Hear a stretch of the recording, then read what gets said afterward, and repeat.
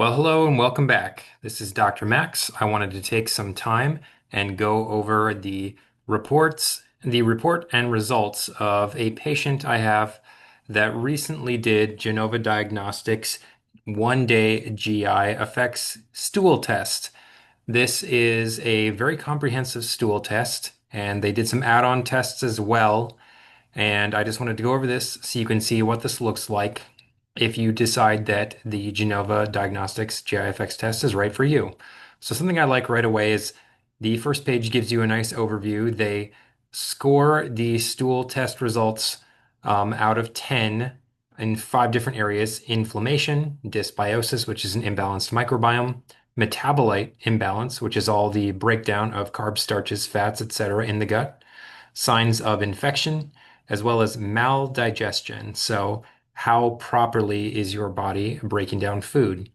And they score it based on 1 to 10, the higher numbers indicating higher priority. So, for this individual, they have a really high need for overall digestive support. They have maldigestion. You can see increased products of protein breakdown, and then they also have need for support for their microbiome. So they have a dysbiosis, an imbalanced microbiome.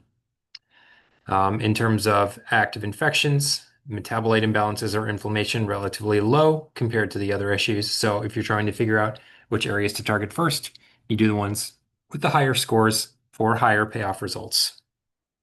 They also include general recommendations down here based on what the research shows helps for these things. So for maldigestion, taking enzymes, betaine HCl, that's supplemental stomach acid basically, bile salts, which helps to emulsify and absorb fats, apple cider vinegar, which helps to prime digestion right before a meal, mindful eating, so eating in a relaxed state, and digestive bitters that help to stimulate digestion and the release of digestive enzymes, stomach acid in the first place.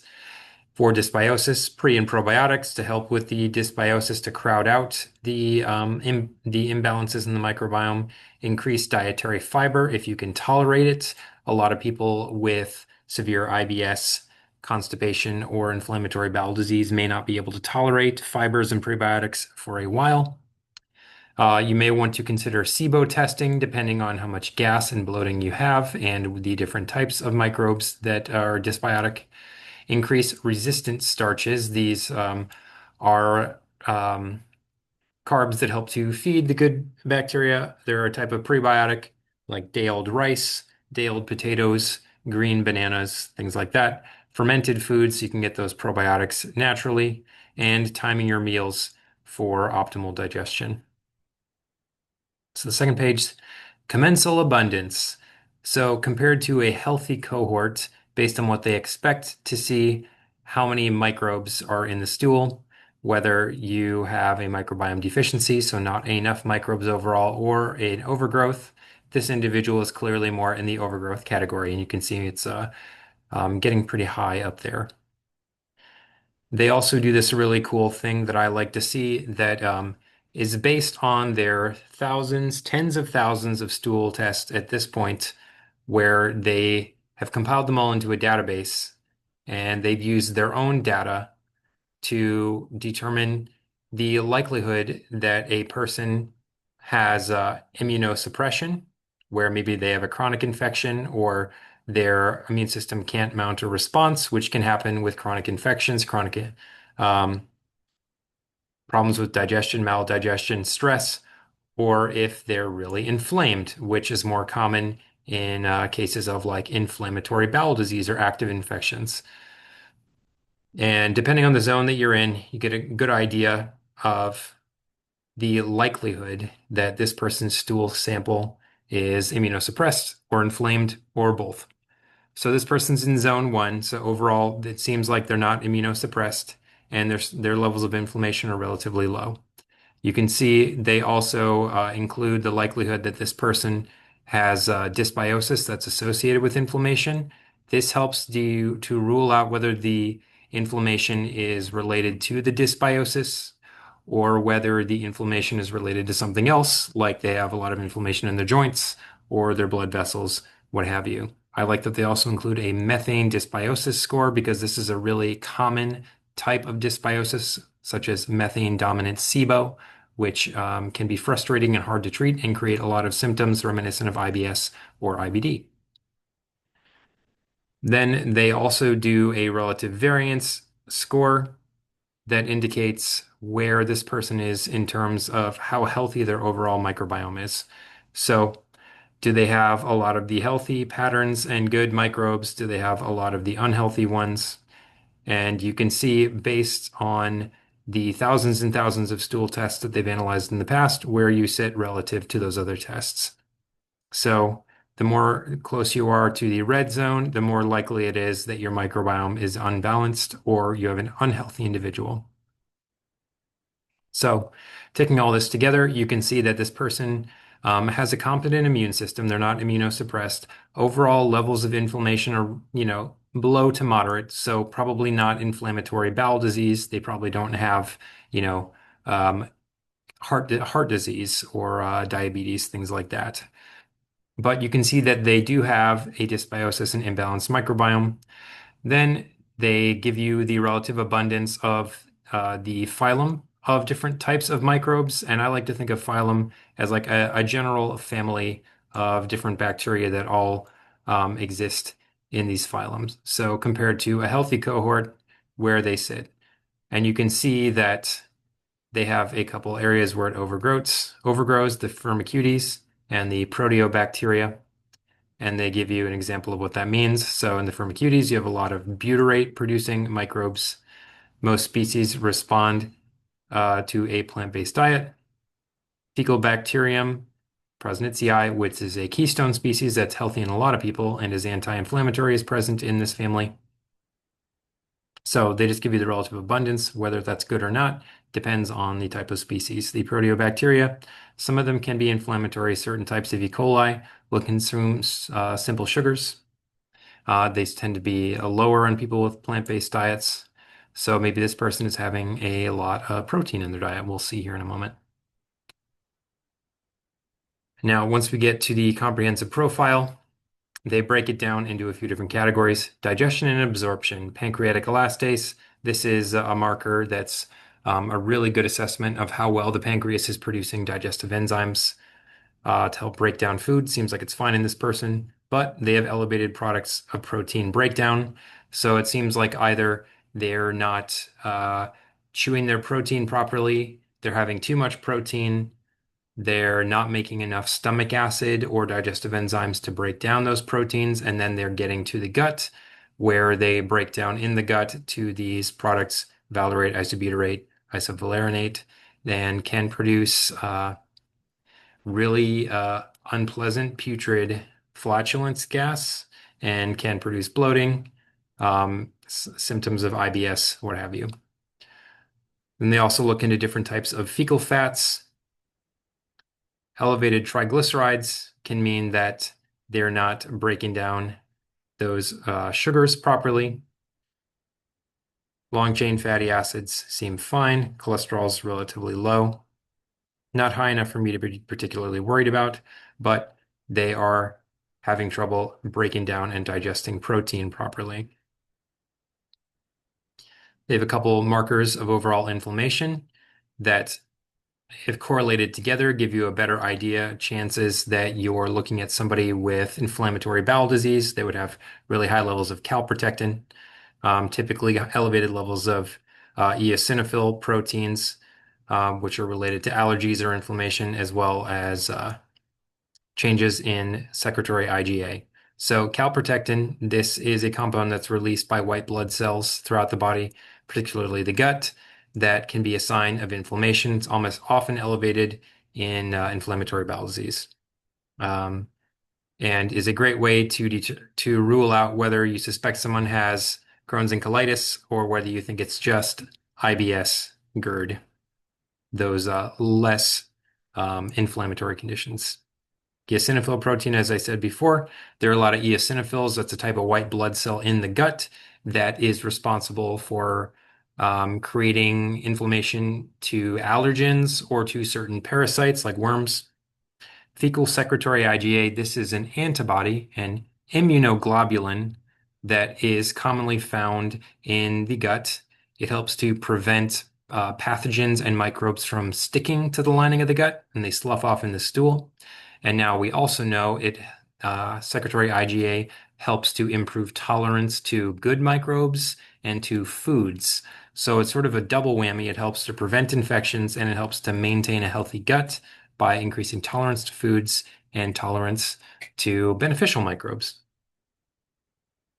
Now, when we get down to the metabolites here, short chain fatty acids, very important because they can act as a prebiotic, as a food source to various types of microbes, many of them beneficial, some of them not so helpful, but often this is a good thing. So they divide it into the three biggest types, butyrate, acetate, propionate, to give you relative abundance because certain species of microbes will produce this stuff, certain species will use it up. So you can see that while their butyrate concentration is normal at a healthy level, overall relative to their acetate, butyrate is low in terms of percentage. So even though they're getting some short chain fatty acids in their diet, the dysbiosis may be causing a rise in acetate and using up all of their butyrate. Butyrate helps to feed the lining of the intestine. It feeds the cells of the colon. And these are used by various species as well. Beta glucuronidase, this is an enzyme that is relevant when people are trying to balance their hormones.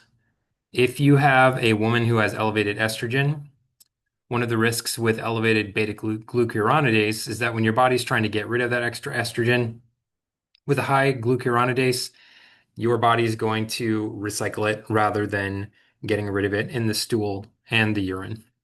So there are things you can do, supplements you can take, ways that you can improve your digestion to either reduce this so that you can remove extra estrogens, or it depends on the clinical need for that.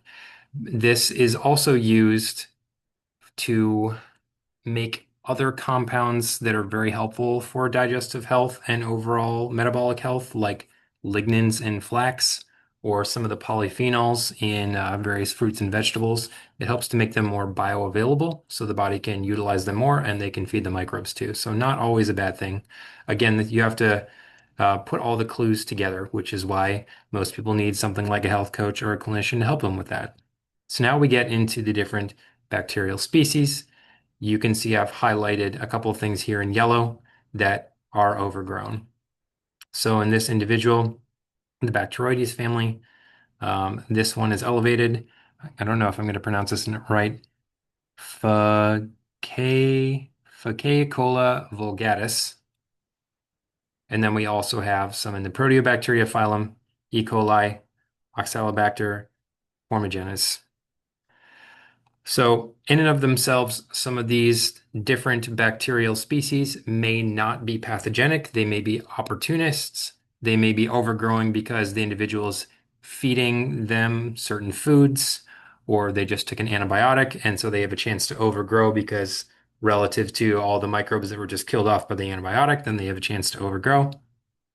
Again, you want to take this in terms of the overall picture because there are a bunch of types of bacteria that are also very helpful. For example, Fecalbacterium prausnitzii in the Firmicutes phylum. This is known as a keystone species. It's found in nearly everyone with a healthy microbiome. You can see their lactobacillus species are really low, like below detectable limits. So the lactobacillus species tend to be beneficial for health. So this person has low levels of some of those beneficial microbes. In terms of E. coli is usually an incidental finding on most people. There are certain types of E. coli that can become pathogens, and you can test for certain toxins like Shiga toxins in E. coli.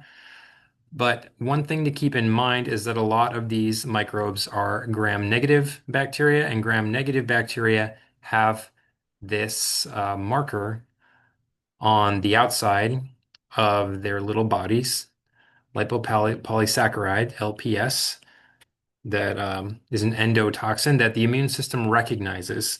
And when the immune system is exposed to a lot of microbes, like high levels of E. coli, exposed to a lot of LPS, it treats that like an invader and it can create a lot of inflammation. If you have a leaky gut, microbes can get through the lining of the gut into the bloodstream and the lymph where they're not supposed to be, and then they can get into the systemic circulation, so they can go into your bloodstream all over the body.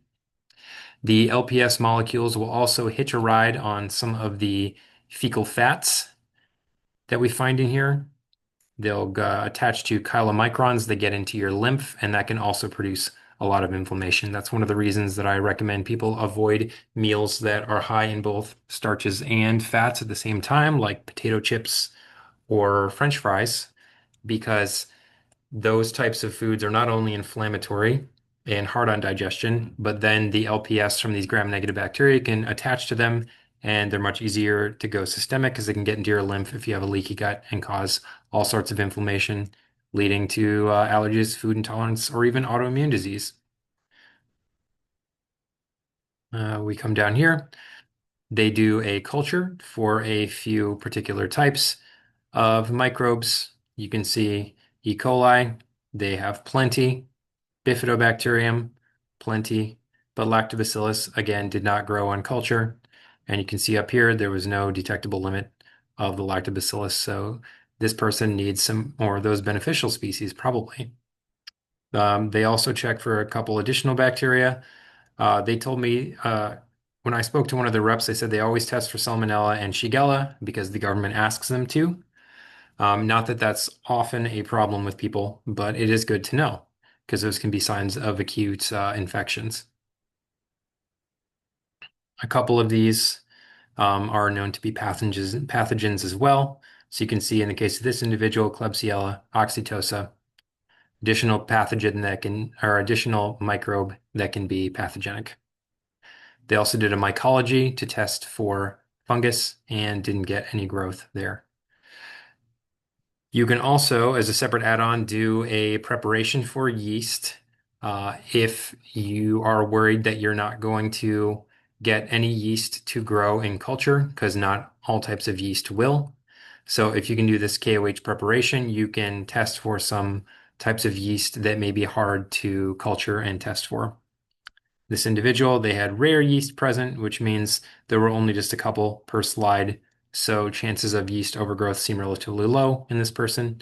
They do parasitology, so they're checking for a variety of worms, nematodes, protozoans. I think this is pretty awesome. This is one of the reasons this is such a great comprehensive stool test. They test both microscopically as well as testing for a few of the big bads using PCR DNA analysis in the stool, and no parasites, protozoans were detected in this individual. So very good to be able to rule that out. If you're still convinced that you may have parasites, Genova does a 3-day stool sample test that can take it over several days. And depending on the person and the timing, a lot of parasitic infections tend to flare or get more active during the new moon or the full moon, at least in my experience. And when you are doing a stool test, if you can take some sort of biofilm disruptor for a week or two before doing the stool test, say supplementing with NAC, N-acetylcysteine, or some other biofilm disruptors like oregano oil or biocidin, which is a combo herbal that helps break up biofilms. It can make some of those parasites, fungi, and bacteria that are present in biofilms and hidden away in the gut show up more easily. They do a general color of the stool, so you can see this is brown, so that's normal consistency, hard, and constipated. So this person may need more fluids or electrolytes or fat or fiber. No fecal occult blood was observed, so that's good. Can be another sign that a person is dealing with something like inflammatory bowel disease or colon cancer. They also do a zonulin family peptide stool test. In this person, it was high, which is pretty high compared to the reference range. They claim this is for research use only, and they won't interpret the results for you. In my experience, the zonulin peptides are more common in people that have leaky gut or intestinal permeability. You can't rule leaky gut in or out just using the zonulin peptide test. You'd have to do a lactulose mannitol test as well to double check that. But this can be another clinical clue. So it seems like this individual probably has leaky gut as well as dysbiosis from some of these microbes and the fact that they have imbalances in things like their short chain fatty acids. Let's see, where was I? Uh, they do another macroscopic exam of the stool just to check for parasites. No parasites like worms were observed. No eggs were observed. And then for add-on testing, they can check for some things like H. pylori, various other pathogenic species like C. difficile, which is a common problem in a lot of chronic digestive issues, can be seen in gut infections that have a hard time resolving. Shiga toxin, like I said, with E. coli, that can be a sign that the kind of E. coli you have in your gut is the pathogenic, dangerous kind. And fecal-lactoferrin, this is another byproduct of white blood cells, similar to calprotectin. That if you have elevated calprotectin and lactoferrin, those are more clinical clues that you may be dealing with an acute inflammation that would be more common in something like Crohn's, colitis, colon cancer, or an acute active gut infection. Let's see. Then, based on the results of the bacteria or the microbes that are overgrown or maybe pathogenic, they give some recommendations based on that species, what they may be responsive to. So, Klebsiella oxytosa was active in this person's stool. So, if you were choosing an antibiotic for them, some of the better ones would be over here in the susceptible category or susceptible depending on the dose you give to the person. Intermediate or resistant means they'll have a hard time killing off that microbe with those antibiotics. So, like Cipro, tetracycline, trimethoprim would be better choices for this individual. Ampicillin and cefazolin would be poorer choices. And then if you're going to go the natural route, some natural herbal antimicrobials, berberine, found in things like goldenrod, Oregon grape, philodendron, is relatively good at inhibiting that. So is oregano. Uva ursi, not as much. But if you were to do a combo product and to hit that for a while, you may be able to kill it off just as well as with a prescription antibiotic. So that was the Genova GI Effects stool test. Hope this is helpful for you. You can see this individual has some work to do to improve their dysbiosis and improve their overall digestion. And since they have a high zonulin, they probably have leaky gut as well. So then you might want to follow up with a lactulose mannitol test, possibly a SIBO breath test. And then you could also do food sensitivity testing to see if they're starting to develop food intolerances or food allergies.